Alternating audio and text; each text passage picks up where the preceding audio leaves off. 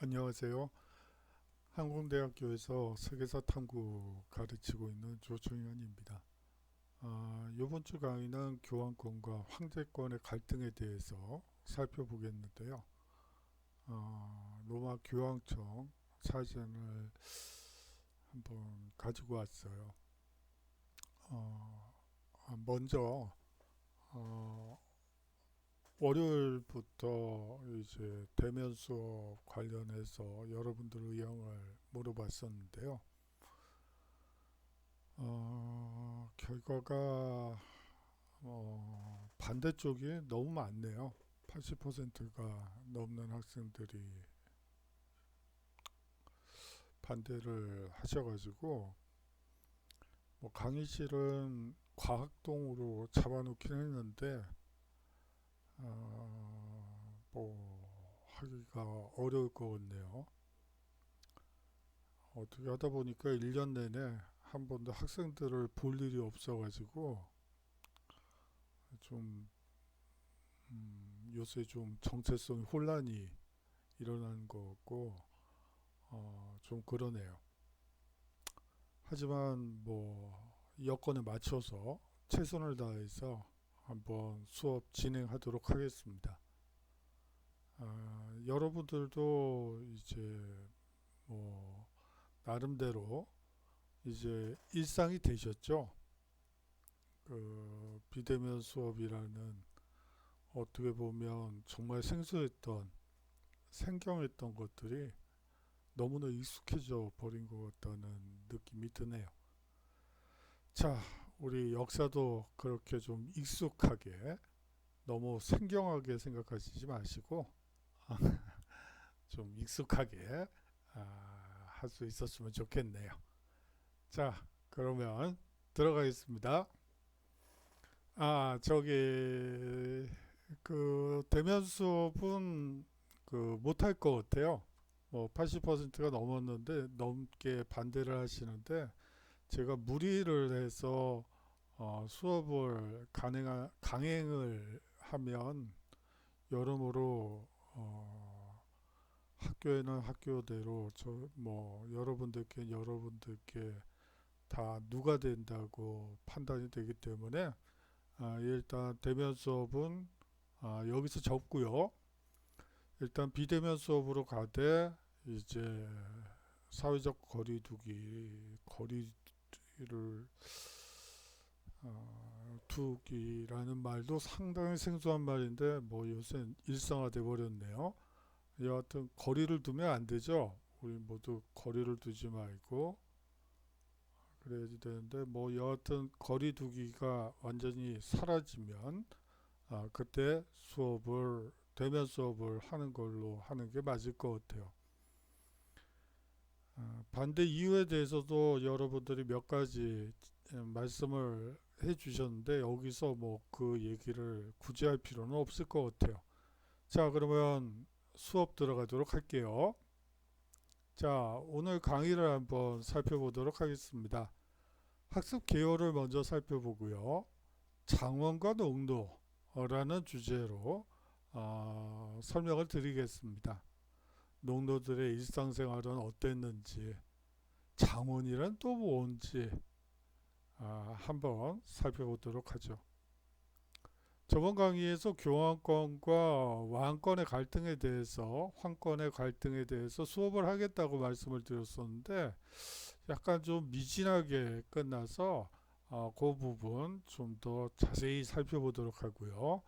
그 다음으로 십자군 전쟁과 그 다음에 어떻게 보면 교환권의 최대 절정기였던 십자군 전쟁과 그 7, 80년 후에 80년 후가 더 정확하겠네요. 80년 후에 벌어졌던 아비뇽의 유수를 통해서 이제 교환권이 몰락하게 하는 그러한 과정을 한번 살펴보도록 하겠습니다. 그리고 마지막으로 전체 내용을 요약해 보도록 하죠.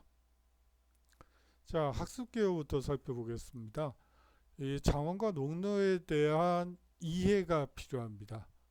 농노들의 일상생활은 어땠는지, 장원은 어떤 구조를 가지고 있었는지, 그 속에서 장원 안에 살고 있는 농노들의 일상생활뿐만이 아니고 일상적인 노동, 노동의 강도, 뭐 이러한 것들을 한번 살펴보도록 하죠. 다음으로 중세 교환권 대 황제권. 이게 초기에는 황제권이었다가 그 다음에는 왕권으로 이제 대체가 되게 돼요. 그래서 여러분들이 좀 헷갈릴 수도 있고 그래서 황제권, 왕권을 같이 적었습니다. 자, 그리고요. 마지막으로 교환권의 승리, 즉 십자군 전쟁 때 왕권의 승리, 즉 아비뇽의 유수를 통해서 이 사실상 국민국가의 형성 혹은 절대왕정의 형성이 이루어지는 과정을 한번 살펴보도록 하겠습니다. 자, 농노와 장원부터 들어가 보도록 하죠. 이 생산업에 종사한 사람은요, 일하는 사람이라 일컬어지던 1번이에요. 보통 일하는 사람들을 중세사회에서는 뭐라고 했죠? 그래요. 농노라고 하죠. 농노로 이들은 당시 인구의 거의 전부를 차지했다고 보시면 됩니다. 사실상 일하는 사람은요, 전투를 하는 사람의 지배를 받아 그 토지를 경작했고요. 또 기도하는 사람이 맡아보는 교회의 토지도 경작하였습니다. 자, 여기서 뭐가 느껴지시죠? 사회가 3분할 사회구나. 기도하는 사람, 일하는 사람, 그리고 전투를 하는 사람, 이렇게 크게 세 가지 부류로 나뉘어져 있다는 것을 여러분들이 느껴주셨으면 좋겠어요.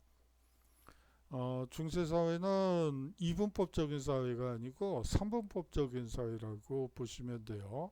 원래 이 천당과 지옥이 있었죠. 그런데 이 중세인들은 천당과 지옥 이 두 가지만 있을 때 상당히 불안해해요. 가운데 뭐가 좀 있어야 되는 거 아닌가요? 어떻게 뭐 아니면 도죠? 이렇게 생각을 하죠. 그 중간에 다양한 뭐 예를 들어 흰색과 검은색이 있을 때 다양한 채도와 명도의 그런 회색이 존재하잖아요. 회색 나쁜 거 아니에요. 아주 이쁜 색이죠. 이 멋쟁이들은 회색 옷을 입을 때 더 잘 멋쟁이인지 아닌지를 알려면 이 회색 옷을 어떤 명도나 채도의 회색이라도 소화할 수 있으면 멋쟁이라고 제가 합리화하기 위해서 별의별 소리를 다 하네요.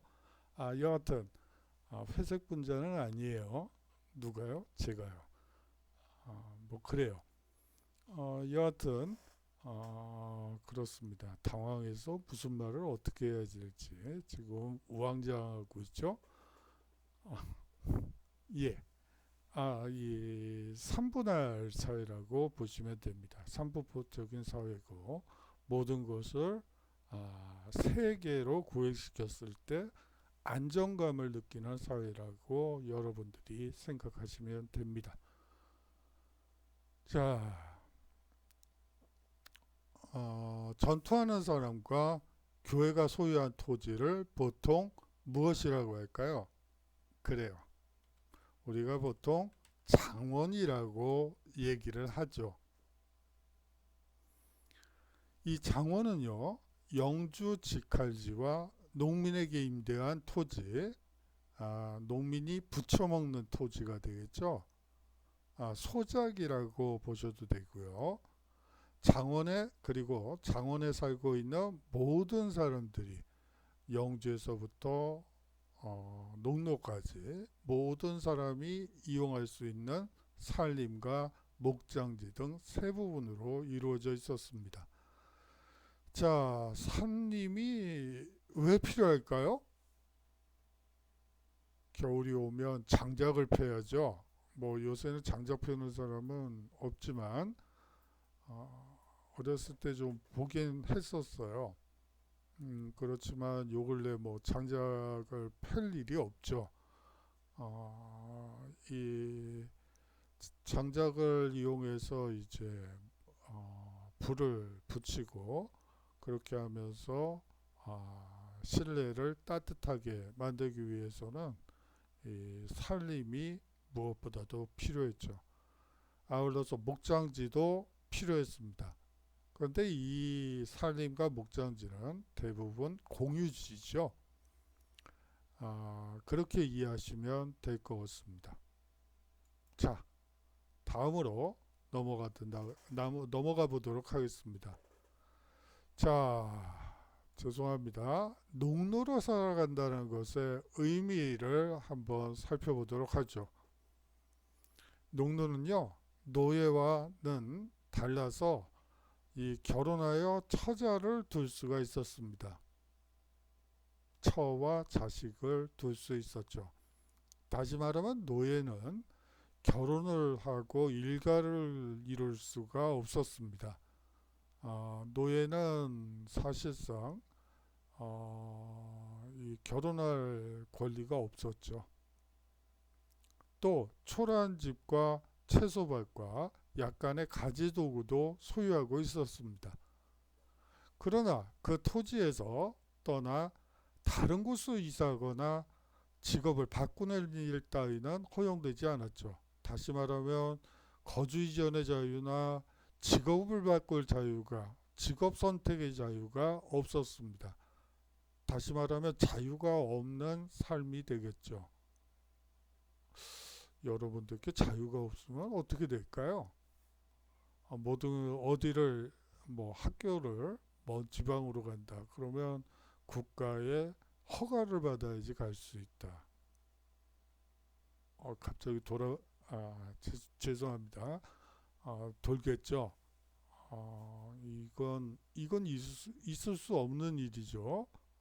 어떻게 그런 일이 가능하냐고 얘기를 하시겠지만 이 중세사회에서는 농노라는 직업을 가진 사람들은 거주 이전의 자유도 없고 직업 선택의 자유도 없었습니다.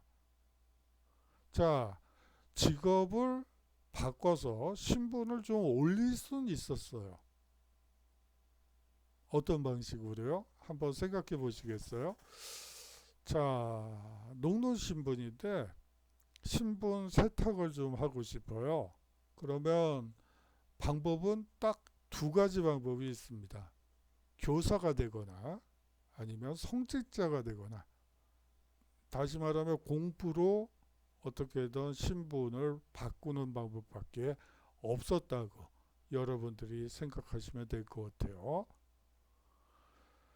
농노는 또한 일본세를 비롯하여 농노가 죽어서 그 아들이 뒤를 이은 경우 농노의 딸이 다른 곳으로 시집가서 일손이 줄어든 것을 보상하기 위해서 그 외에 영주의 갑작스러운 용도에 따라서 그때마다 세금을 납부해야 했습니다. 자, 일본세는 무슨 세일까요? 자, 농노가 죽었다.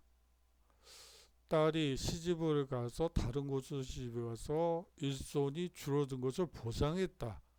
다시 말하면 머릿수에 따라서 세금을 걷는 것을 의미하는 바로 인두세가 되겠죠. 죄송합니다. 그래요. 인두세를 걷어서 이 세금을 장만하게 됩니다. 또한 농노는 임대한 토지에 대한 값으로 일주에 며칠 동안 7일 중에 며칠 동안 영주 직할지에서 농사일을 해줘야지만 됐어요. 자, 며칠일까요? 이건 뭐 쉬운 문제라고 볼 수가 있겠죠. 뭐 찍는 문제, 죄송합니다. 2에서 3일 동안 일을 해주어야 되었죠. 이 농본 한참 추수기에 이제 빨리 이제 추수를 하지 않으면 곡물이 이제 썩죠. 그런데 제일 먼저 해줘야 될 게 영주 직할지에 이 곡물부터 추수를 하는 거예요. 그러다 보니까 막상 자기 땅에 있는, 물론 소작이지만 이 땅에 추수를 할 때가 되면 썩어 있는 경우가 많죠. 가슴이 문드러지겠죠.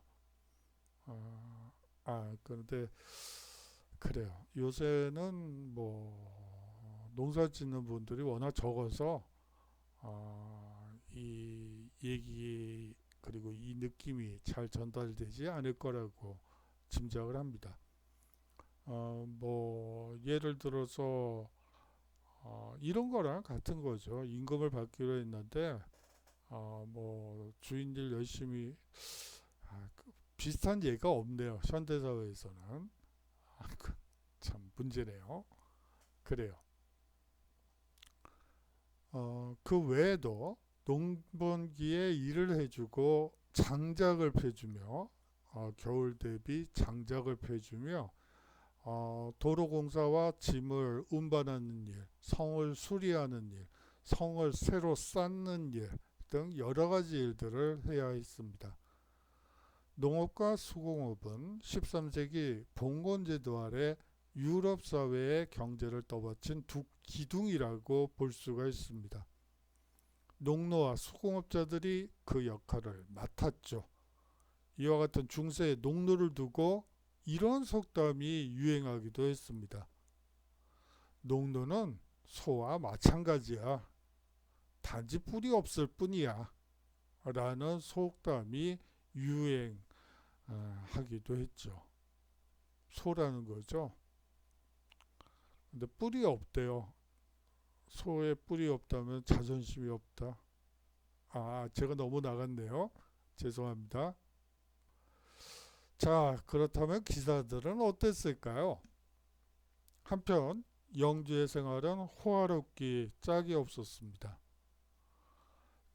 장원에 저택을 짓고 사는 것은 하급 귀족인 누가 하는 일이죠. 그래요.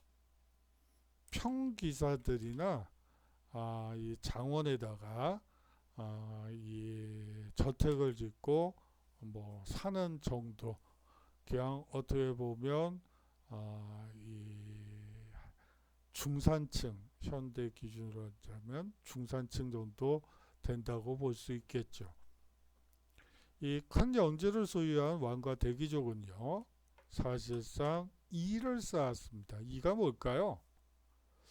여러분들이 중세사회를 다룬 영화를 보거나 무슨 문학작품을, 요새는 책은 별로 안 읽으시니까, 아니면 게임 같은데 배경으로 나올 수는 있겠네요.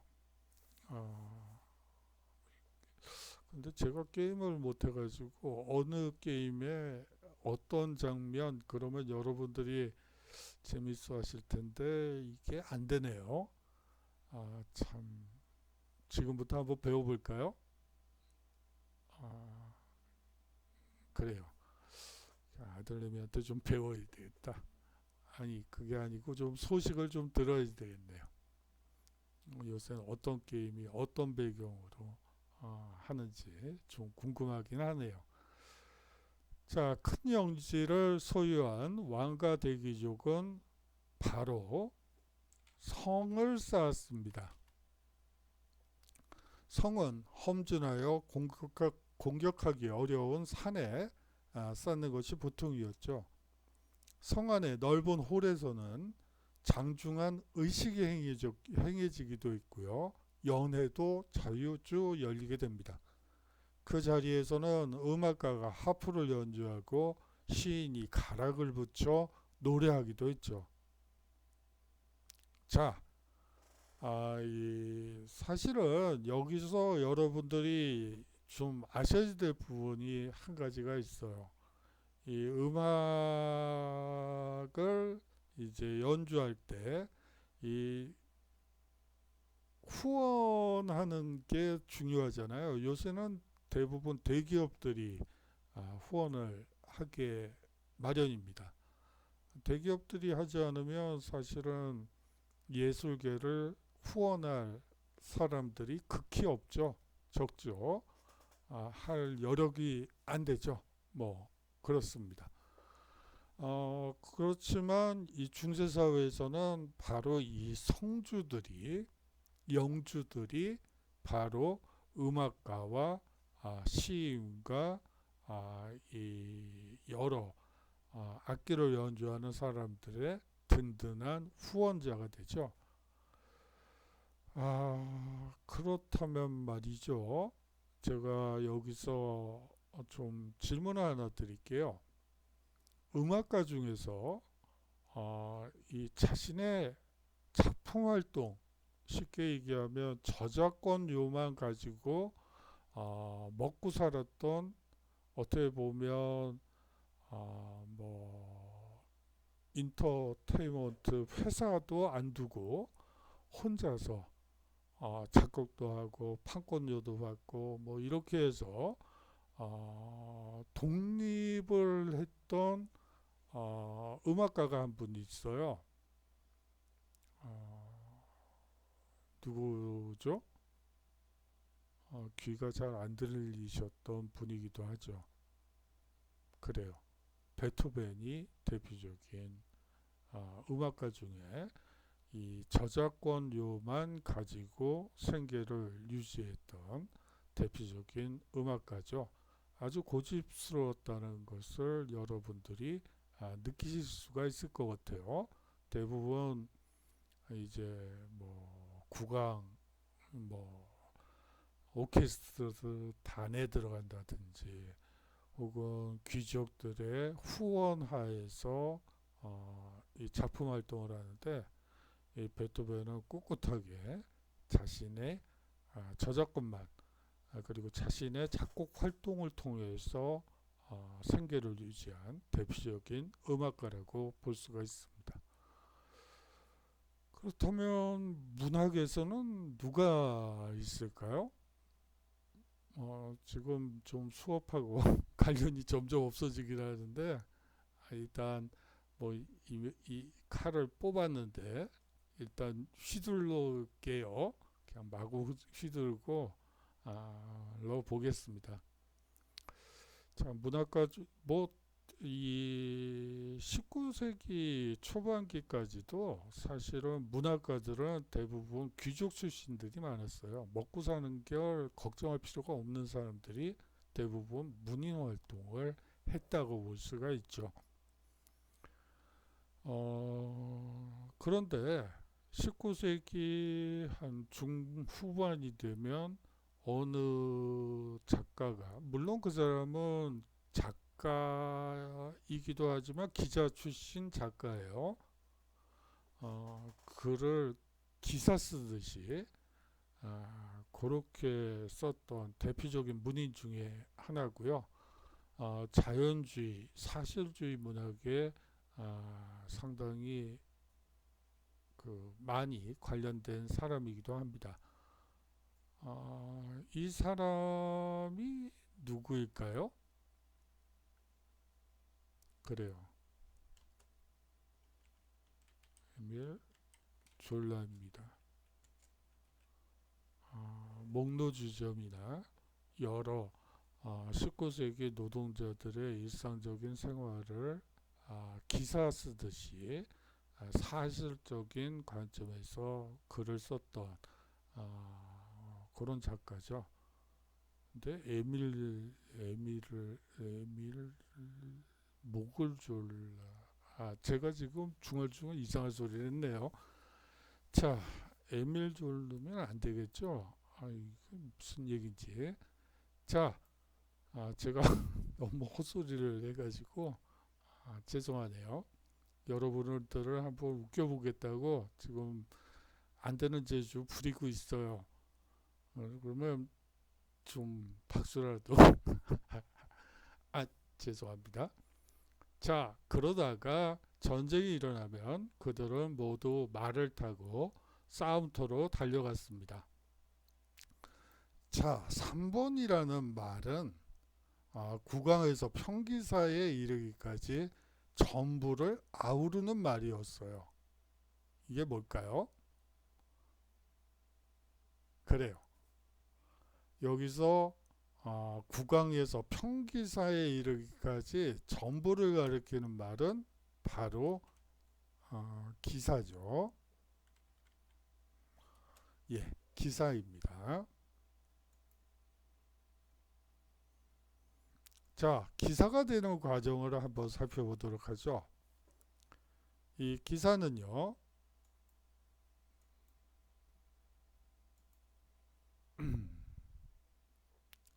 평상시에 기사의 마상 시합을 하며 무술을 연마했습니다. 이 기사의 마상 시합을 뭐라고 하는지 물어보는 질문이죠. 자, 뭘까요? 우리가 보통 리그 아니면 무슨 경기를 하죠? 시합을 하죠? 그래요. 토너먼트라는 게 있죠. 리그 다시 말하면 다 한 번씩 겨뤄보고 하는 게 아니고 이제 16강전에서 붙고 그 다음에 이기는 자가 8강에서 또 붙고 그 다음에 4강 올라서 또 상대방 진영과 또 싸워서 결승전으로 진출하는 그것이 바로 기사의 마상시합이죠. 그래서 그것을 토너먼트라고 얘기했던 것입니다. 기사의 아들은 7살이 되면 가까운 친지 귀족에게 보내죠. 죽은 부부 밑에서 예의와 무술을 배웁니다. 아주 어린 나이에 독립을 하죠. 7살에 이미 다른 집에 가서 살아요. 그러면 하층민들은 어땠을까요? 이 보통 7살이 되면 도제 수업을 받기 위해서 마찬가지로 다른 집에서 이 소위 말하는 마스터 집에 가서 기숙을 하면서 배우게 됩니다. 노동력을 제공하고 기숙을 이제 받고 이런 조건으로 해서 물론 기술을 배우는 거고요. 이런 조건으로 해서 7살이 되면 이제 가정을 떠나게 돼요. 다시 말하면 독립이 상당히 빠르죠. 7살에 이미 사실상 독립을 했다고 봐도 됩니다. 요새는 뭐 24살 뭐 여학생들의 경우에는 24살 대학 졸업할 때 남학생들은 이제 27 정도 이제 대학 졸업할 때 이제 독립을 할 수가 있겠죠. 만약에 결혼을 기준으로 한다면 더 늦어지겠지만 여하튼 대학 졸업 이후에는 뭐 각자 알아서 자신의 깜냥껏 사회에 봉사하면서 혹은 자신의 가치를 발현하면서 살아나가야지 되죠. 하지만 이 중세사회에는 어린이가 사실상 7살짜리 어린이가 사실상 독립을 한다고 여러분들이 생각하시면 될 것 같아요. 자, 그러면 잠시 옆으로 한번 또 세볼까요? 뭐, 이 당시에 결혼 연령이 평민들의 경우 언제일 것 같으세요? 네? 14살이요? 제가 드디어 헛개비가 들리네요. 헛소리가 들리네요. 지금 방금 들었었는데, 그래요. 소통이 가장 중요한데, 그래요. 14살은 아니에요. 한 언제쯤 결혼을 했을까요? 아, 그래요. 맞아요. 30대 중반 정도, 33에서 5살 정도의 이 시기에 결혼을 하게 됩니다. 왜 그렇게 늦어지죠? 일단 남자는 학고방 같은 집이라, 학고방이란 말은 쓰면 안 되는구나. 아, 이게 그 아주 작은 방, 원룸이라는 고상한 표현이 있는데 제가 그거를 깜빡했네요. 이 원룸이라도 집이 하나 있어야 되겠죠. 결혼을 하려면. 그리고 이 여자들 같은 경우에도 혼수품이 또 있어야지 되겠죠. 이제 그거를 스스로 장만해야지 됐어요. 뭐 부모님들이 뭐 장만해 준다거나 그런 거는 뭐 애시당초 기대할 수가 없는 상황이고요. 중세 사회는 스스로 벌어서 7살 때부터 일을 하면서 차곡차곡 모아둔 돈, 종잣돈을 가지고 이제 소위 말하는 마스터도 땄겠다. 이제 슬슬 사업을 시작해 볼까 하면서 이제 결혼을 하게 되는 것이죠. 그러려면 자신의 작업장이 필요한 것이고, 그리고 농노라면 당연히 자신이 이제 그 경작할 수 있는 또 토지가 필요하겠죠.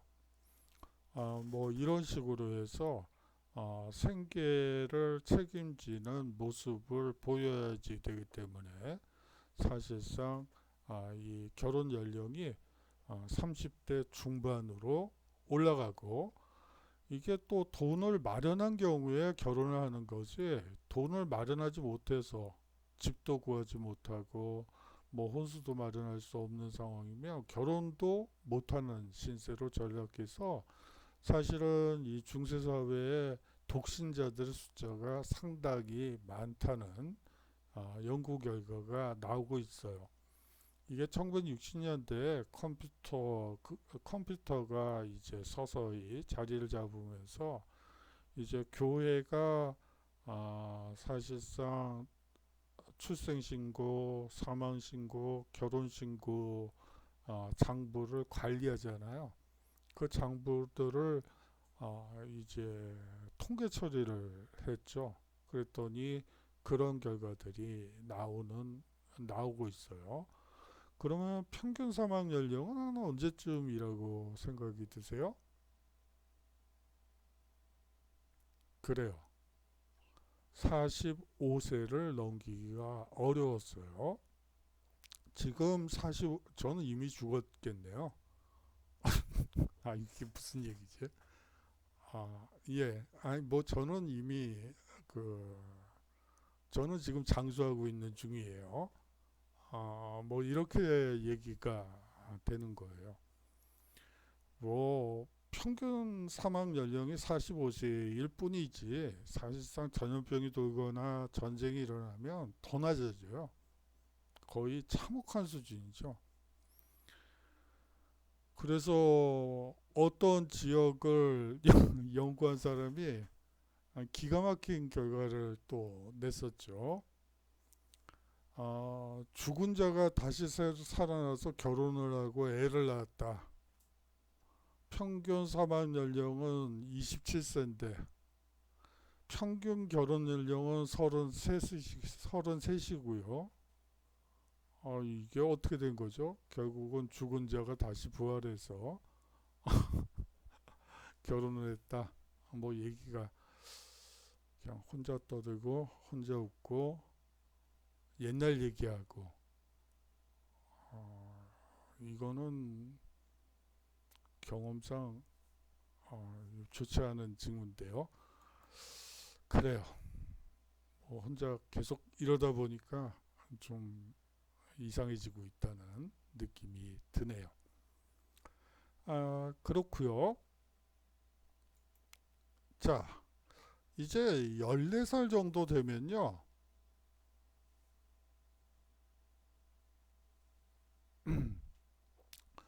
뭐가 돼서 이 죽음과 다른 기사에게서 무술을 연마하며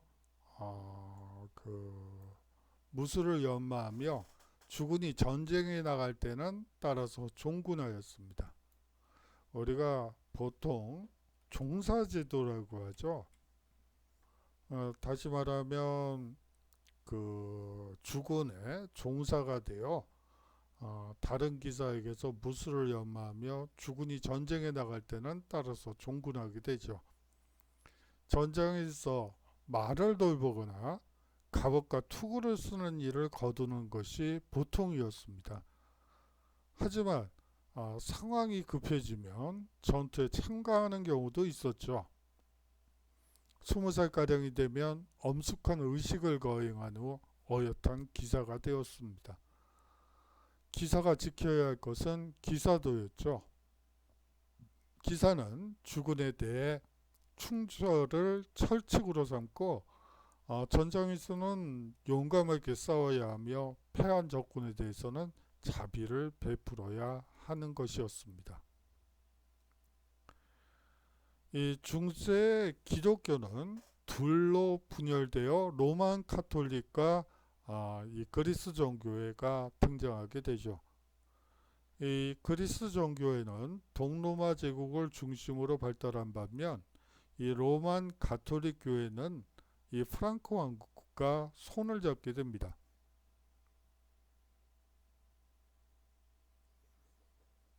프랑크 왕 피피는 754년 이탈리아의 라벤나 지방을 분할하여 로마 교황에게 기증하게 됩니다.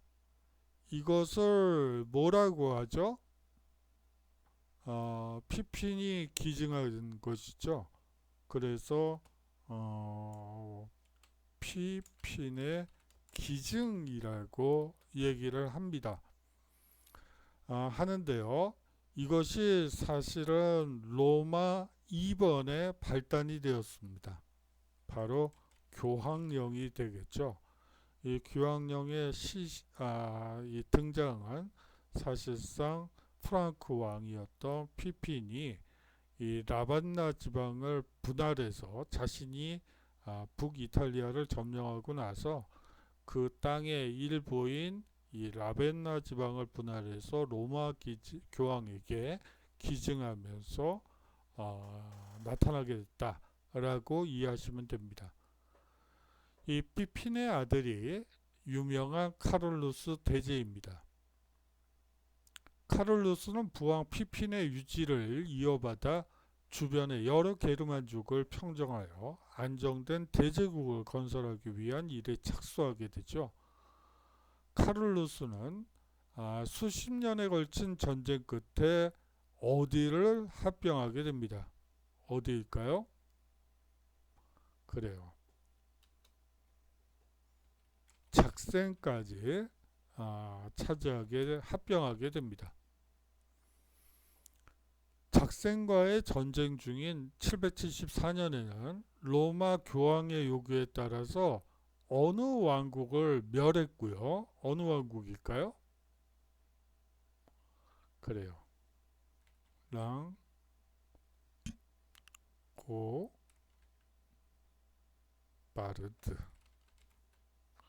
랑고바르드 왕국을, 이게 어떤 곳에서는 롱고바르드, 뭐 랑고바르드 뭐 이렇게 돼 있는데요. 뭐 롱이던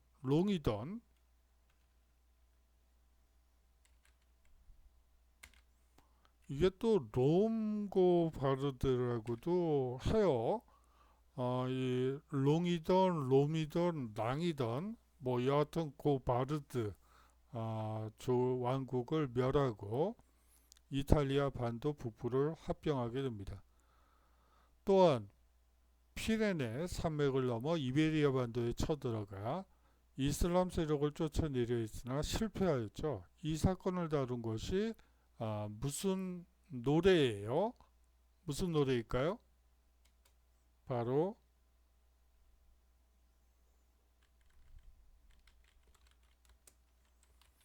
롤랑의 노래입니다. 아이고. 그래요.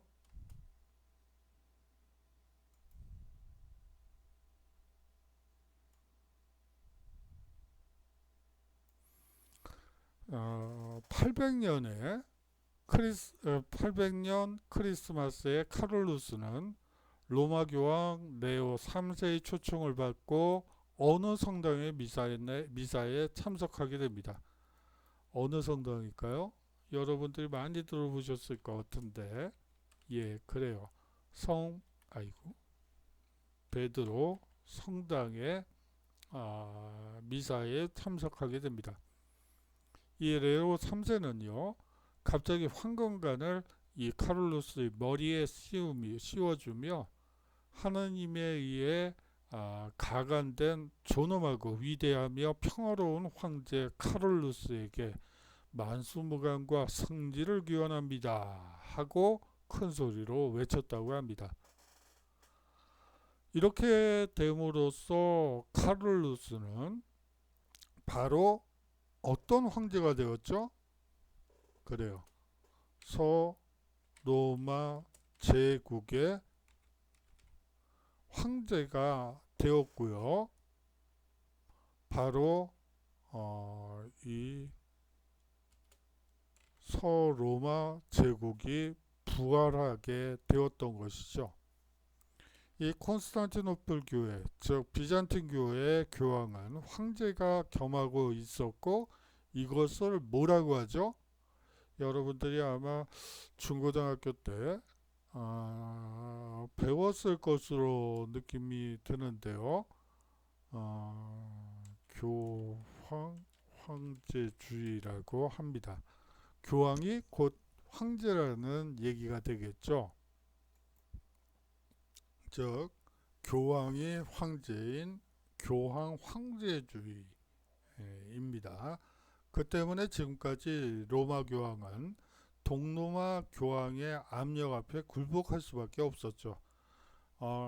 이 동로마 제국의 교황은 즉 황제는 무력을 가지고 있었죠. 거기에 비해서 로마 교황은 아무런 무력 도구를 가지고 있지 못한 상태에서 동로마 교황의 압력에 굴할 수밖에 없었던 것입니다. 그것에 대항하기 위해서도 로마 교황은 세속적 권력의 보호자를 구해야 할 형세였고 이제 카롤루스라는 강력한 권력을 가진 왕을 보호자로 삼는 일에 성공한 것입니다. 여기에 한 가지만 말씀을 드리면 이 카롤루스라는 말이에요. 사실은 말이죠. 이 카롤루스는 불어로 하면 샤를마뉴가 되고 영어로 하면 찰스가 되고요. 독일어로 하면 뭐였더라? 칼이 되죠. 칼이 되고 뭐 이렇게 돼요. 그래서 각국사를 읽다 보면 이 유럽의 각국사를 보면 이 카를루스 대제를 찰스, 샤를마뉴 뭐 온갖 용어로 다 얘기를 하죠. 그런데 다 같은 사람을 두고 자기식으로 읽는 거죠. 같은 사람인데 자기식으로 읽는 거라고 여러분들이 생각하시면 돼요. 뭐 그런 이름들이 한두 개가 아니죠. 대부분 다 그렇다고 보시면 될 것 같아요. 자, 다음으로 넘어가겠습니다. 자, 프랑크 왕국을 한번 살펴보도록 하죠. 이 프랑크족은요, 클로비스 왕이 메로빙 왕조를 열며 기독교로 개종하게 됩니다. 궁제 카를루스 마르텔이 일본 전투에서 이베리아 반도로부터 침입한 이슬람 군대를 물리치게 되죠. 만약 이 궁제 카를루스 마르텔이 이 전투에서 패했다면 아마 서유럽은 이슬람 군대의 통치하에 들어갔을 확률이 100%예요. 그런데 이 전투에서 승리함으로써 이 서유럽이 독자적인 세력을 유지할 수 있는 기반을 마련했다고 볼 수 있습니다. 이 전투의 이름이 무엇일까요? 그래요. 투르 푸아띠의 전투입니다. 어떻게 보면 프랑스의 딱 중간을 흐르는 라인들이에요. 강이에요. 지역이고. 그렇기 때문에 이쪽이 무너진다는 얘기는 결국은 뭐 이 프랑스는 끝난다고 보는 거고, 이제 뭐 그쪽을 향해서 독일 쪽을 향해서 나가거나 영국 쪽으로 가거나 뭐 얘기가 이렇게 되는 것이죠. 그런데 이 궁지의 카를로스 마르텔이 뚜르 뿌아띠의 전투에서 이슬람 군대를 물리침으로써 승리를 거두게 되고 이 프랑크 왕국을 유지할 수 있게 됩니다. 이베리아 반도는 계속해서 이슬람의 지배하에 있게 됩니다. 뭐 이슬람이 이 스페인에서 스페인사를 하는 친구들을 만나보면 뭐 그래요. 이 이슬람이 한 일이 없다. 이슬람이 이베리아 반도에 준 것은 오직 쌀뿐, 쌀, 우리가 먹는 밥이요. 그 쌀뿐, 이렇게 얘기를 하는데요. 그거는 무식의 소치죠. 이슬람의 그 당시에 과학과 문화 수준을 봤을 때 상당히 뛰어나죠. 우리가 보통 르네상스를 얘기할 때 비잔틴이나 이슬람 을 얘기를 하는데요. 이 이베리아 반도를 얘기하지는 않아요.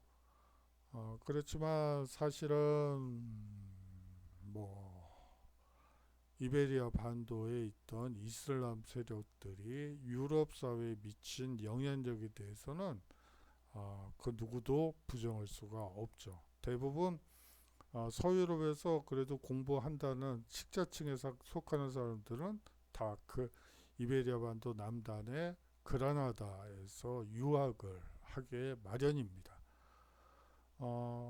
그 정도로 과학과 예술이 발달한 곳이었다라고 보시면 되고요. 사실상 이 중세 사회에 가장 유럽 전체를 놓고 봤을 때 가장 번성한 곳을 들라고 한다면 바로 이베리아 반도라고 여러분들이 생각하시면 됩니다. 자, 다음 주제로 넘어가죠. 그의 아들 피피는요, 이 로마 교황의 도움으로 왕위를 빼앗아 무슨 왕조를 세우게 되죠? 무슨 왕조일까요?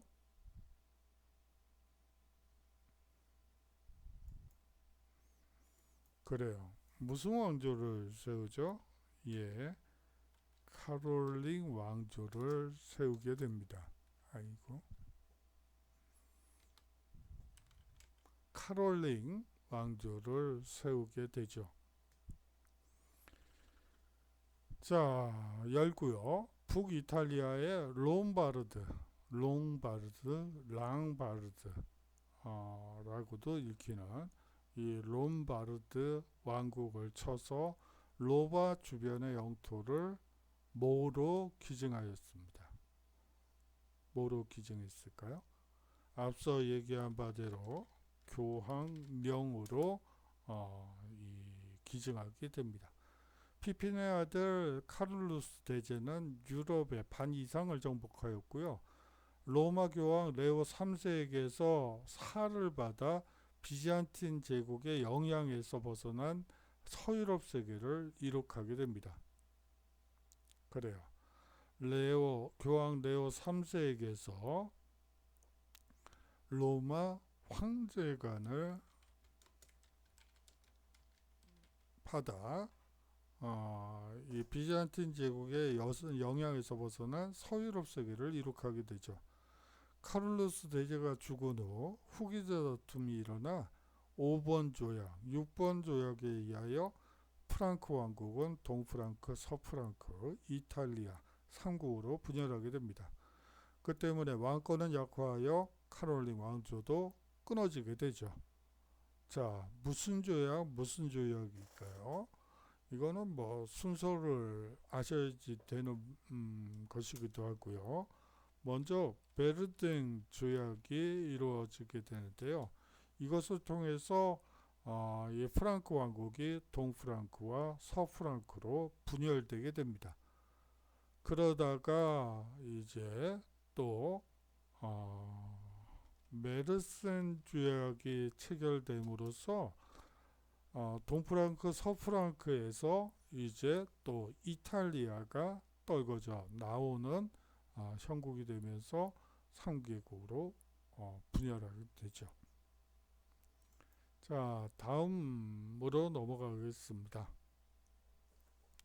이리하여 프랑크와 로마, 즉 1번 요소와 2번교, 그리고 3의 세 요소가 융합하게 되었죠.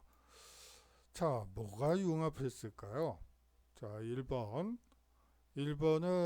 프랑크라는 말 속에 숨어 있는 바로 게르만적 요소와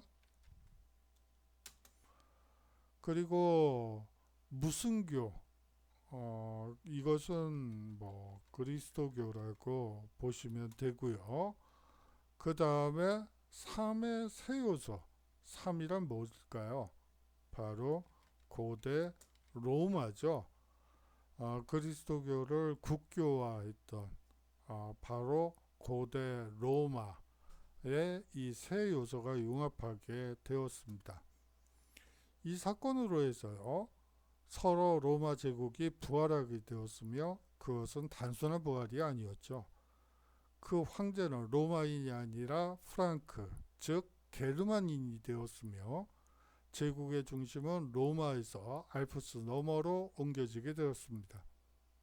카를루스 대제가 죽은 후 그 제국은 셋으로 분열되어 이탈리아와 독일 및 프랑스 세 나라의 시조가 되었으며 독일은 어떤 제국을 계승하기도 했죠.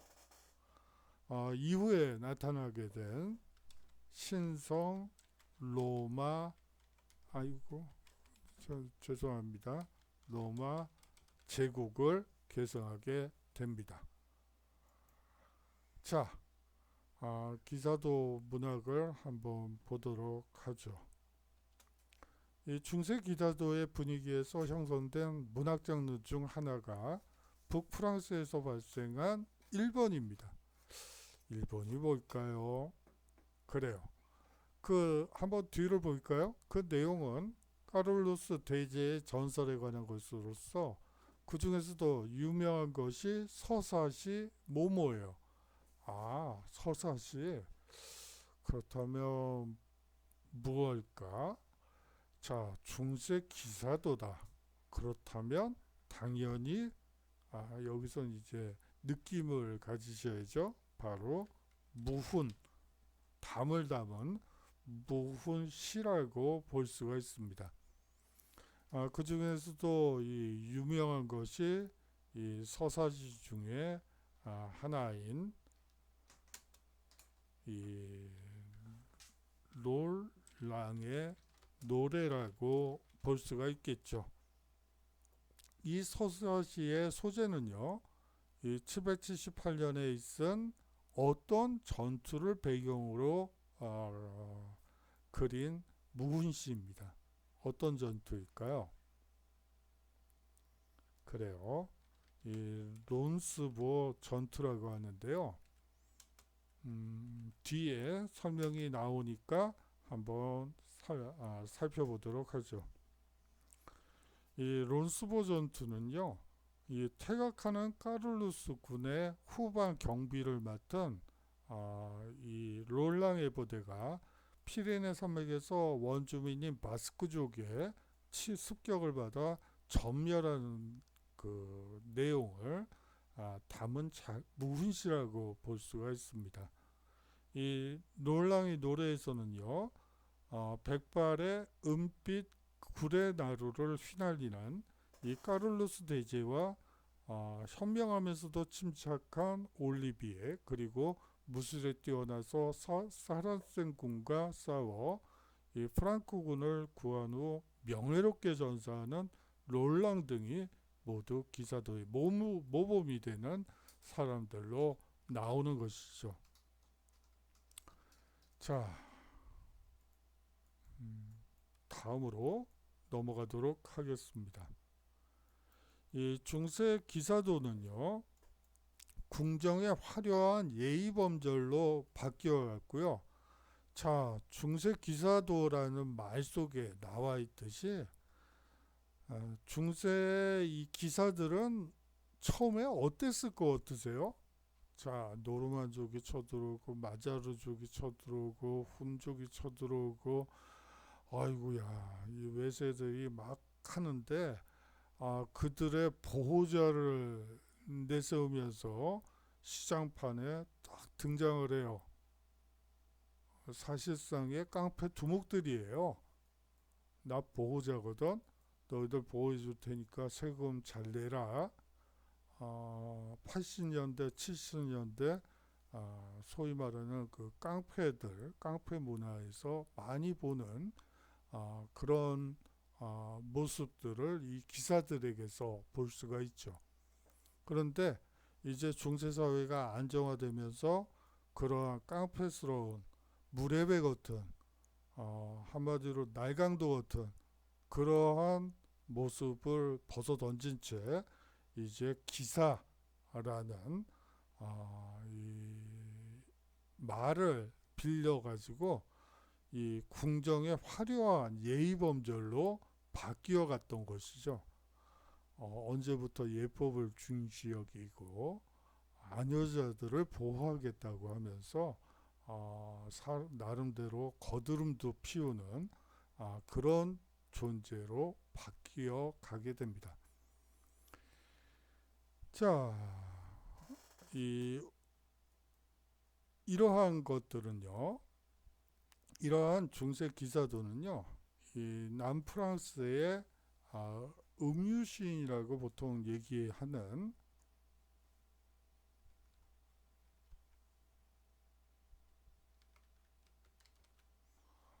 트루바두르라는 음유시인들에 의해서 서정시로 노래되었습니다.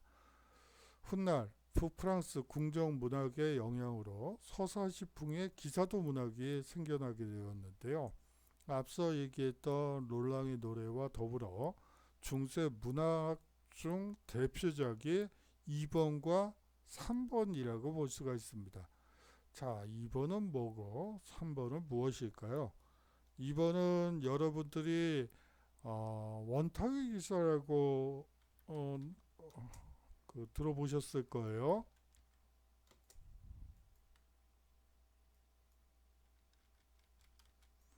아소왕의 이야기라는 작품이고요. 여러분들이 아마 디즈니 만화에서도 보셨을 테고 문학 동화책으로도 아마 읽어보신 분들이 있지 않을까 그런 생각이 들어요. 뭐 이 아서가 어디 출신이냐를 두고 뭐 설왕설래가 많죠. 프랑스의 그 브루타뉴라고 그 지역의 전설이다. 혹은 잉글랜드의 전설이다. 그를 두고 설왕설래들이 많은데요. 뭐 그건 별로 중요한 것 같지는 않아요. 사실상 유럽 공통의 문화유산이라고 볼 수 있기 때문에 이게 뭐 영국 거냐 프랑스 거냐가 뭐 그렇게 중요한 건 아닌 것 같고요. 여하튼 그러한 갈등들이 있다는 거는 그냥 좀 여러분들이 아실 필요가 있겠죠. 자, 그 다음으로 3번이 무엇일까요? 대표작, 다시 말하면 롤랑의 노래, 그리고 아서왕의 이야기와 함께 마지막으로 어떻게 보면 이 게르만족의 형성이라든지 이 문화를 가장 잘 담고 있는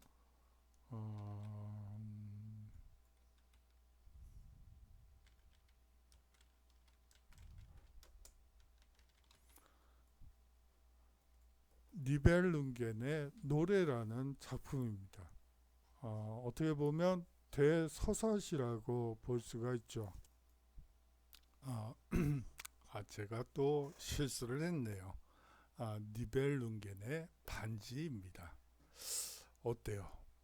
이 반지 그러니까 뭐가 생각나세요? 반지의 제왕이 생각나시는 분들도 있을 것 같아요. 이 반지의 제왕은 제가 좀 슬픈 기억이 있죠. 애가 어렸을 때 이 영화를 보다가 저는 졸았어요. 무슨 내용인지 잘 몰라가지고 이게 졸리더라고요. 뭐 애는 뚫어져라 봤다 그러는데 좀 영화를 보고 대화를 하려고 했더니 뭐 그냥 졸다 보니까 내용이 연결이 안 되더라고요. 그래서 참 난감했던 기억이 나네요. 뭐 거기에 뭐 건달프 그 건달패라고 해야지 되는지 건달푼지 뭐 그런 친구도 있고 뭐 나오는 것 같은데 그 뭐 여하튼 잘 기억은 나지 않네요. 문제예요. 자, 그러면 아스왕과 원탁 기사들의 이야기, 특히 기사 중 한 명인 여기는 여러분들이 좀 읽어봐 주셨으면 되겠고요. 이 니벨룽겐의 반지는 이 게르만인의 신화와 전설을 바탕으로 한 민족 대서사시라고 볼 수가 있습니다.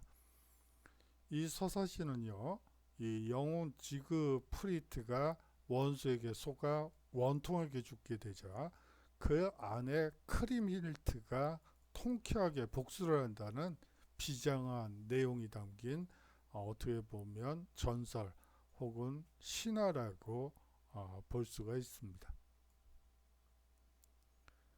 이 중세의 위계질서 또한 흥미로워요. 우리가 생각하는 위계질서와는 차원이 달라요. 한번 어떻게 차원이 다른지 한번 여러분들이 봐주셨으면 합니다. 이 중세 유럽의 기독교는 봉건사회와 손잡고 꾸준히 세력을 키워간 결과 이 서유럽의 정신세계에서 지도적인 지위를 차지하게 되었습니다. 그와 아울러 교회는 많은 토지와 재물을 헌납받아 광대한 영토를 소유한 봉건 영주가 되었죠. 교회가 세속의 권력과 손잡아 경제적으로도 부유해짐에 따라 성직자 중 타락하여 성직을 사고 파는 일까지 성행하게 됩니다. 그래요. 성직을 어떻게 사고 팔 수 있는지 매간매직도 이해가 안 가는데 성직마저도 사고 파는 이러한 일들이 횡행하게 되는 것이죠. 12, 13세기의 법률 체계는 중세사회의 서열이 기록되어 있는데 이 사회신분은 모두 24개 계층으로서 이게 한번 보세요. 영주는 고작 10등밖에 안 돼요. 국왕은요? 국왕이라 해봤자 8이에요. 황제요? 황제면 으뜸일 거 같잖아요. 그런데 고작 7위밖에 안 됩니다. 그렇다면 나머지 1등부터 6등까지는 누가 차지하고 있을까요? 바로 상위권의 경우 1위는 하나님. 이 사람은 영순이 아닌가요? 뭐 여하튼 뭐 굳이 1위라고 한다면 뭐 하는 수 없고요. 다음이 교황, 이하 주교, 수도원장, 수녀, 사제. 그 다음이 황제가 되는 거죠. 뭐 이렇게 되는 거예요. 이와 같은 교회 권위를 확립하는 계기가 된 것은 사실상 1077년에 이른바 바로 이 사건 때문이기도 합니다. 카노사의 굴욕이라는 사건 때문이에요. 그거는 뒤에서 자세히 살펴보도록 하고요. 자, 당시 교황의 권위는 땅에 떨어질 만큼 완전히 어떻게 보면 땅에 내팽개쳐졌다고 봐도 과언이 아닐 것 같아요. 사실상 교회가 타락하여 성직자 선출에 아주 부정이 팽배했고요. 교회 재산이 횡령되는 등 못된 짓이 횡행하고 있었기 때문이죠. 사태기가 이 지경에 이르자 부패를 척결하고 올바른 신앙을 되찾으며 이 교회의 쇄신을 도모하자는 운동이 일어나기도 합니다. 그중 10세기에 창건된 이 파리에 있는 어느 수도원이에요. 이 수도원의 이름은 클루니 이 수도원이라고 하죠. 클루니 수도원입니다. 이 수도원에 교회 쇄신 운동을 적극적으로 펼쳤습니다. 이 정신을 이어 개혁에 나선 것이 바로 어느 교황입니다. 그리고 앞서 말씀드렸던 클리니 수도원의 수도원장 출신인데요. 이 사람이 교회 쇄신 운동을 주도하면서 교황의 자리에 오르게 되죠. 이 사람의 이름은 그레고리우스 7세입니다.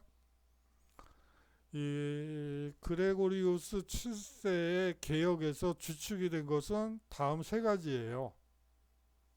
자, 성직 모의 금지. 그래요. 매매. 돈 주고 성직권을 사고 파는, 이게 뭐죠? 어떻게 이런 일이 벌어지죠? 여러분들은 이해가 안 가실 거예요. 이건 우리식으로 얘기하자면 관직을 돈 주고 사고 파는 그런 때죠. 소위 말하는 19세기 세도 정치 시기라고 볼 수가 있어요. 그런데 조선사회에서 과연 그런 일이 벌어졌는지는 좀 의심스러워요. 철종 이후에 사실은 조선왕조실록은 철종 이후는 사실 일본 조선사 편수회에서 썼기 때문에 그 사실 자체를 믿기가 상당히 어려워요. 사실은 조선이 망할 수밖에 없는 구조적인 원인을 이제 뭐 세도 정치로 포장을 하는 것이죠. 전 뭐 그렇게 보고 있는데 뭐 제가 뭐 여기서 외친다고 그런 건 아니죠. 철종 이후에, 그러니까 철종까지의 역사까지가 사실은 세종왕조실록에서 조선인들이 스스로 기록한 부분이고요. 그 이후의 내용들은 전부 일본의 그 조선사 편수회에서 조선이 망해가는 과정을 이제 얘기하는 거죠. 자신의 역사를 스스로 기록하지 못한다는 것처럼 불행한 일은 없죠. 사실 발해라는 국가가 있습니다. 이 발해도 사실은 상당히 거대하고 웅대한 그리고 모든 왕들이 연호를 사용했던, 스스로 황제라고 생각했던 그런 국가임에도 불구하고 자신의 역사를 지키지 못했죠. 다시 말하면 역사서를 쓰긴 했지만 그것을 지금까지 보존하지 못했어요. 그렇게 되면서 이 발해사는 우리 기억에서 점점 멀어져만 갔었던 것이죠. 그래요. 역사를 스스로 쓰고 남길 수 있다는 것처럼 행복한 일은 없는 것 같아요. 자, 제가 너무 좀 오늘 엉뚱한 소리를 많이 하죠. 죄송합니다. 자, 맨날 자자만 외치고 있네요. 자, 성직 매매 금지. 그 다음에 또 금지가 있네요. 성직자의 무슨 금지? 자, 이게 뭘까요? 결혼 금지예요. 그러면 다시 말하면 그 이전까지는 결혼을 할 수 있다는 얘기겠네요. 예, 맞습니다. 가톨릭 성직자들도 이 그레고리우스 7세의 개혁 이전에는 대부분 결혼을 했죠. 결혼이 뭐 문제가 될 리가 없죠. 단 문제가 됐던 거는 사실은 부인까지 있으면 아무 문제가 없는데 처 자식이 있으면 뭐 교회 재산을 좀 빼돌릴 수도 있고 뭐 이런 문제가 약간씩 있었던 건 사실이지만 큰 문제는 되지 않아요. 그런데 가장 큰 문제는 뭐냐면 사실상 처벌둔다는 게 문제가 있는 거죠. 뭐 결혼에 만족을 해야지 무슨 첩까지 두는 그런 몰삭식한 행위가 이루어지고 또 사생아가 나오고 사생아를 뭐 또 스스로 죽이고 아유 이게 도대체 무슨 일이 벌어지고 있는지 하고 싶을 정도로 엄청난 일이 벌어지자 이 도덕성을 강조하는 그레고리우스 7세는 성직자의 이 첩금지를 주장한 게 아니고 한 걸음 더 나가서 아예 결혼금지령을 내리게 됩니다. 자, 그러면 이미 결혼한 사람들은 또 어떡하죠? 아니, 결혼을 했을 거 아니에요? 그 전에는 하루아침에 그러면 이혼을 할 수도 없는 노릇이죠. 그러면 어떻게 되는 거죠? 그래요. 이 시기부터 소위 말하는 여성 수도회, 수녀원들이 대거 등장하게 됩니다. 이제 남편을 버리고 하나님께 뭐 결혼을 해라. 이게 무슨 얘기인지 모르겠는데 여하튼 뭐 이런 아주 웃기지도 않은 그런 일들이 벌어지게 됩니다. 자, 그리고요. 성직 오를 교황과 교회의 손에 되찾는 일 등이었습니다. 자, 이건 또 뭘까요? 자, 서인권이라고 해요. 이 서인권이라는 것은 이제 소위 말하는 성직자를 세우는 것이죠.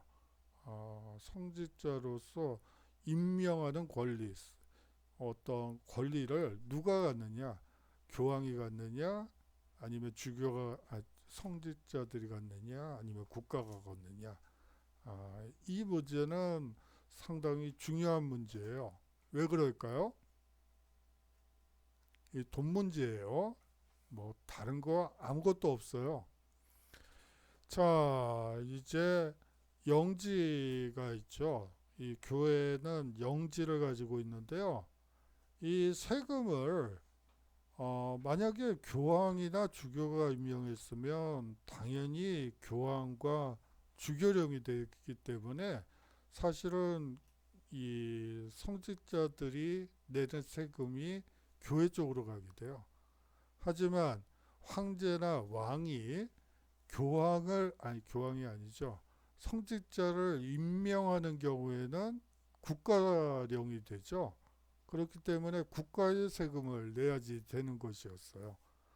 그렇기 때문에 이제 중한 집권화와 강력한 왕권을 다지고 싶은 국왕 입장에서는 당연히 교회에서의 세금을 자기 국가가 독점해야지 된다고 보고 이 교황은 성직자들의 세금 문제는 면세가 맞고 모든 10분의 1은 당연히 교황이나 주교에게 가야지 된다고 보았던 것입니다.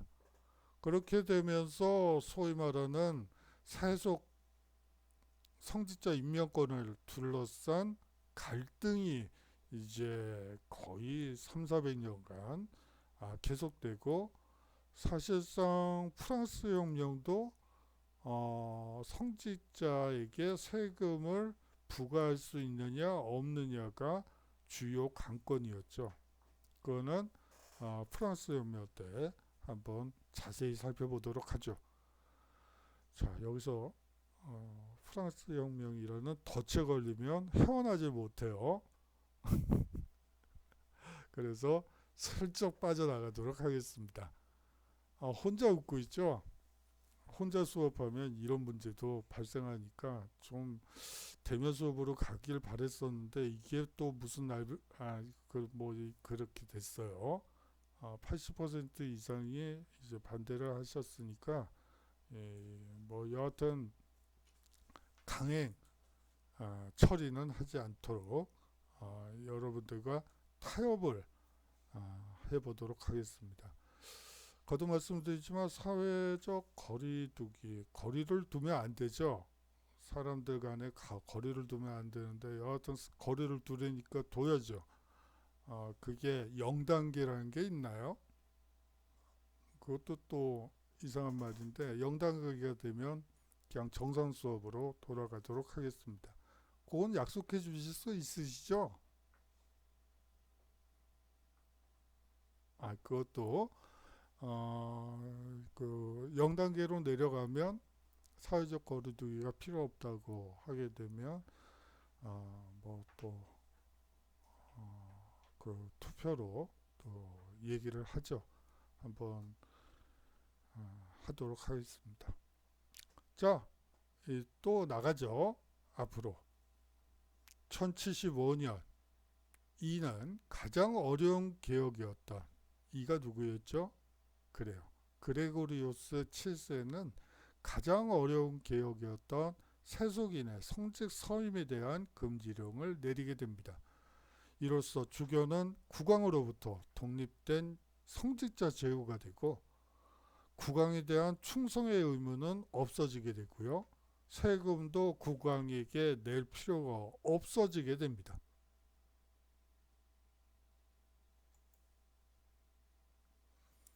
신성 로마 제국 황제는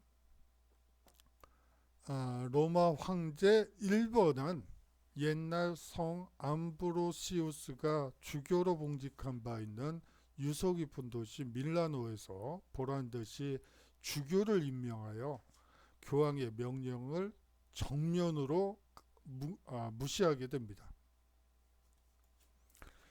성직자 임명권은 세속 권력이 임명하는 게 아니야 라고 이미 얘기했는데 굳이 신성 로마 제국 황제였던 하인리히 4세는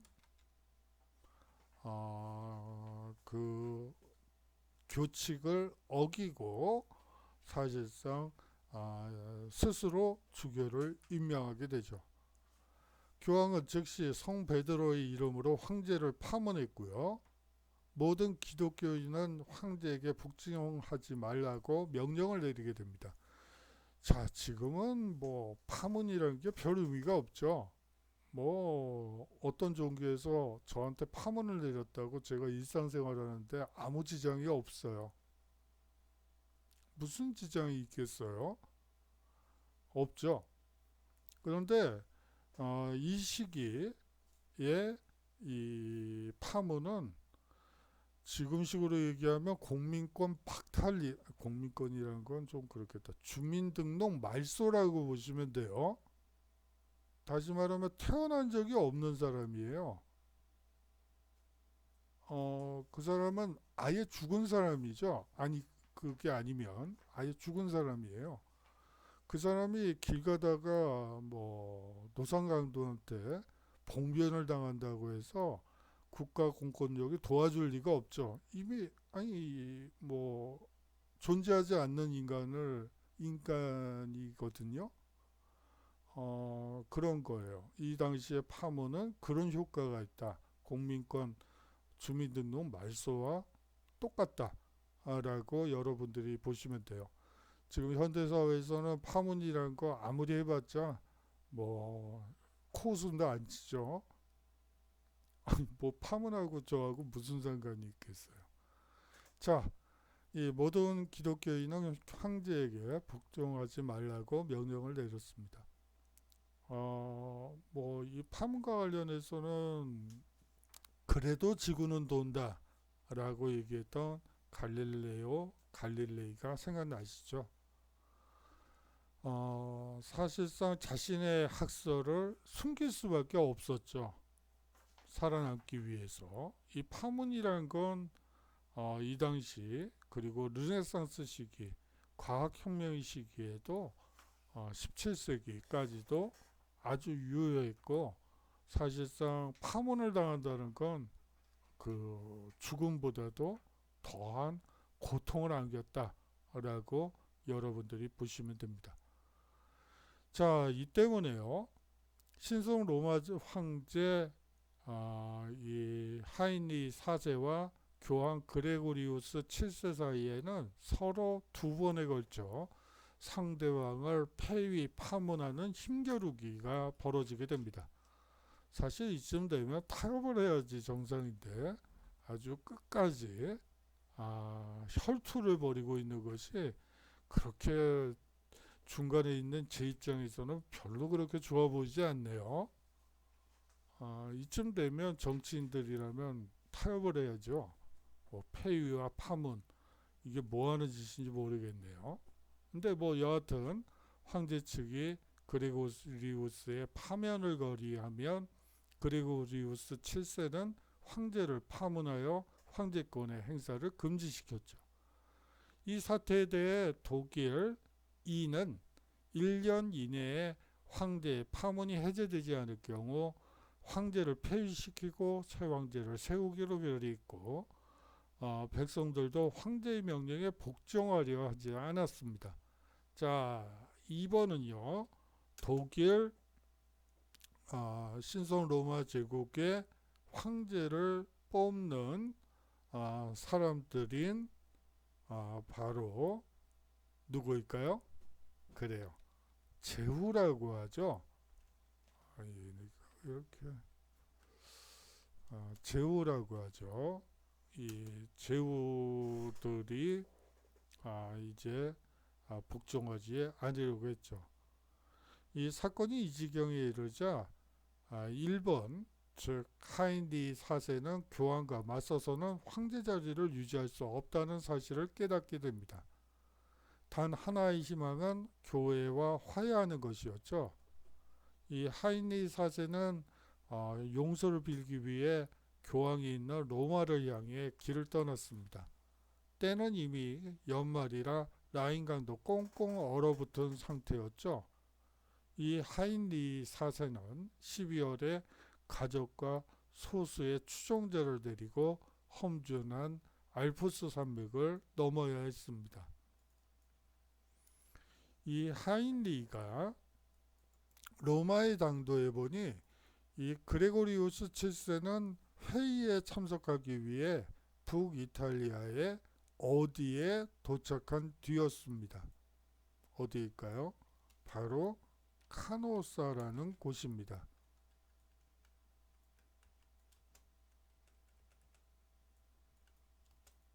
카노사에 도착한 뒤였습니다. 이미 알고 있었죠. 하인리 4세라는 그 파문당한 그 황제라는 작자가 그 몇 명 데리고 식솔들 몇 명 데리고 그 부하들 몇 명 데리고 빈다고 온대. 그 알프스 산맥을 지금 넘고 있다는 정갈이 그레고리우스 7세에게 왔던 것이죠. 그러니까 이 하인리 4세가 왔던 길을 통해서 올 길을 통해서 카노사로 가버린 거예요. 하인리는 숨 돌릴 겨를도 없이 뒤따라가 카노사에 도착했죠. 이 로마에 도착한 뒤에 이 소식을 알게 됐으니까요. 이것이 1077년 1월의 일이었습니다. 하인리는요, 죄를 뉘우치는 자를 뜻하는 어떤 옷을 입고, 흰색 옷이 죄를 뉘우친다는 뜻이래요. 흰색 옷을, 흰 옷을 입고 맨발로 성문 앞에 하루 종일 서 있었습니다. 그렇지만 성문은 열리지 않았죠. 이틀째도 맨발로 눈 속에 서 있었다고 합니다. 그렇지만 성문이 열리지 않았죠. 사흘째도 처분만 기다리며 서 있었다고 합니다. 그랬더니 저녁 늦게서야 비로소 성문이 삐곡히 열렸다고 해요. 이 막강한 권력의 소유자인 황제는 교황 앞에 서서 애원하였다고 합니다. 교황은 황제의 서약을 받아들여 사면해 주었다고 하죠. 이것이 바로 카노사의 굴욕입니다. 자, 파분이 해제되고 나서요. 다시금 독일 이 하인리 사제는 곰곰이 생각해 봤어요. 아니, 이 독일 제후들이라는 놈이 나를 끝까지 지지해 줬으면 아무 문제가 없었던 것을 독일 제후들이 반기를 드는 교황 편을 드는 바람에 완전히 카노사의 굴욕이라는 엄청난 굴욕에 시달렸다는 거죠. 일단 제후들부터 일단 포섭을 하고 그 다음에 이 치욕을 어떻게 갚는다, 이렇게 생각을 한 것이죠. 그래서 파문이 해제되고 다시금 독일 제후의 충성을 회복하게 됩니다. 그 다음 하인리 사제는 이 카노사에 대한 카노사의 굴욕에 대한 서력전에 나서게 되죠. 이 교황은 다시금 황제를 파문하고 그 폐위를 선언하게 됩니다. 그러나 황제는 독일 제후들에게 이 조치가 교황의 월권이라는 것을 인정하게 하였죠. 하인리 사제는 교황의 폐위를 선언하고 라벤나의 대주교 클레멘스 3세를 교황으로 세웠습니다. 그리고 군대를 동원해서 로마에 진군했죠. 1083년의 일이었습니다. 교황은 다급하여 로마 시내에 있는 카스테로, 안젤로, 요새로 피신하여 농성전을 벌이다가 남이탈리아의 어느 군대에 의해 구출되어 남이탈리아의 희귀한 그 당시에는 게르만인이 아닌 바로 노르만 군과 군대에 의해 구출되게 됩니다. 이 노르만은 우리가 보통 바이킹이라고 얘기하는 사람들이에요. 이 사람들이 프랑스의 노르망디 지역과 이 노르망디를 중심으로 해서 잉글랜드로 쳐들어가서 이 노르만 왕조를 또 세우게 되죠. 그뿐만이 아니고 이 노르만인들은 지중해로 들어와서 로마와 그리스의 남부 지역 해안지대를 중심으로 이 독립국가를 이루게 됩니다. 노르만족에 대한 역사도 사실은 강의 중에 하면 좋은데요. 너무 또 길어지니까 일단 이 정도에서 끝내도록 하겠습니다. 이 노르만 영주는요, 노르만족의 영주는 잉글랜드의 국왕이자 이 프랑스 노르만 지역, 그리고 잉글랜드 왕은 프랑스의 가스코니 지방을 또 영지로 가지고 있었어요.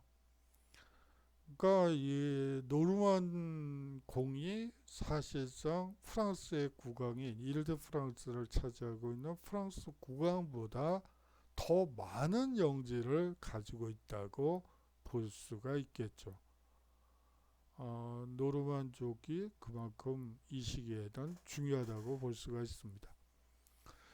군대에 의해 구출되어 노르만군과 함께 남이탈리아의 살레르노로 도주하게 됩니다.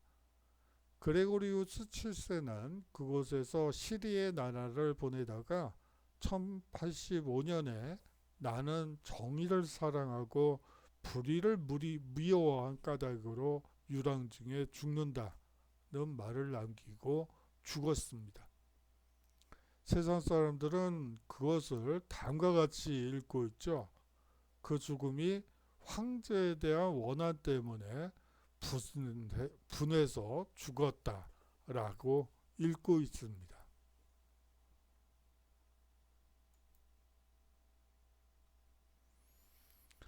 자,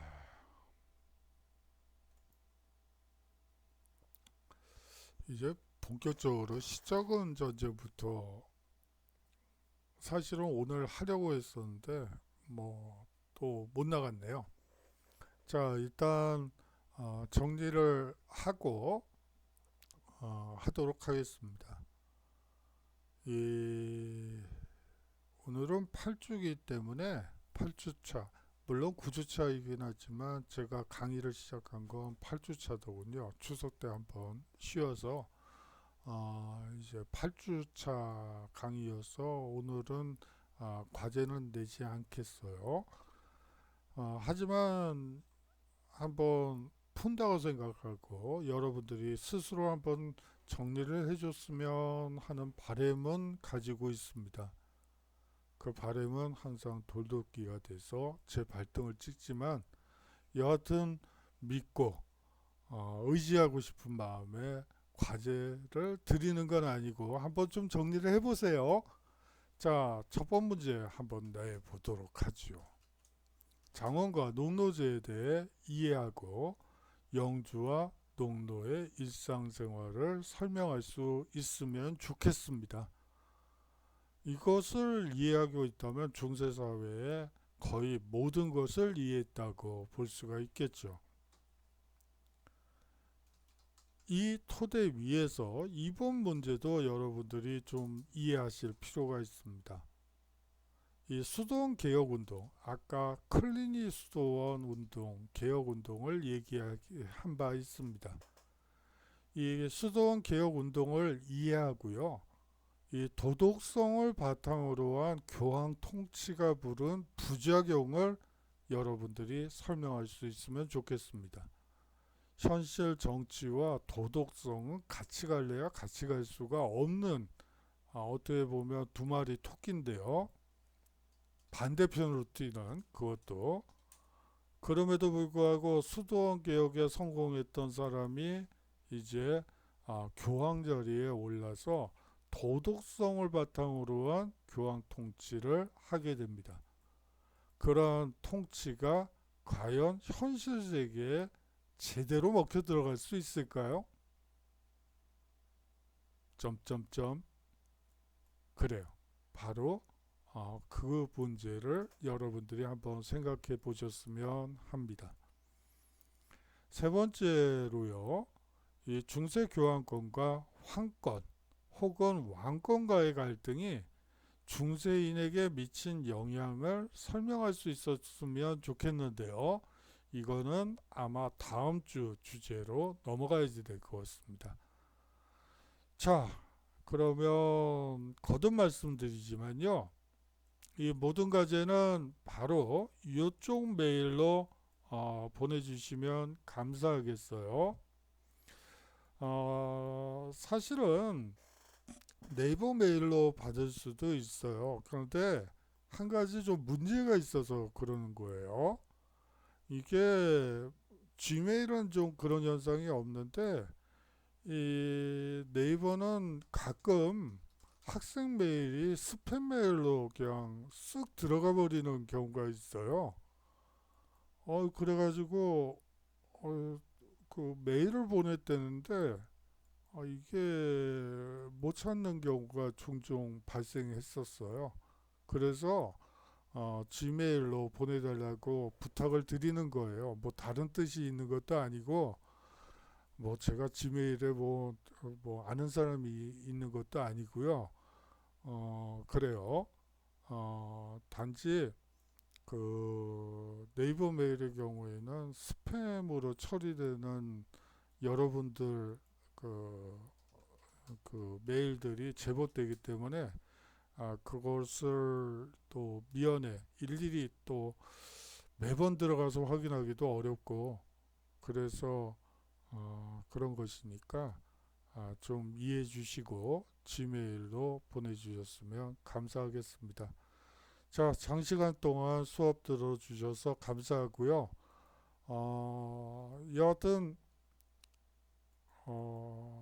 저번에 항공대 같은 경우에 유일하게 학교에서 시험을 봤었어요. 그래서 그래도 학생들 얼굴을 보긴 했었죠. 뭐 요번에 또 어떻게 될지 모르겠네요. 여하튼 시험은 되도록이면 학교에서 보는 걸로 하고요. 장시간 동안 수업 들어주시느라고 고생 많으셨습니다. 감사하고요. 또 건강한 모습으로 다음 주에 인사드리도록 하겠습니다. 안녕히 계십시오.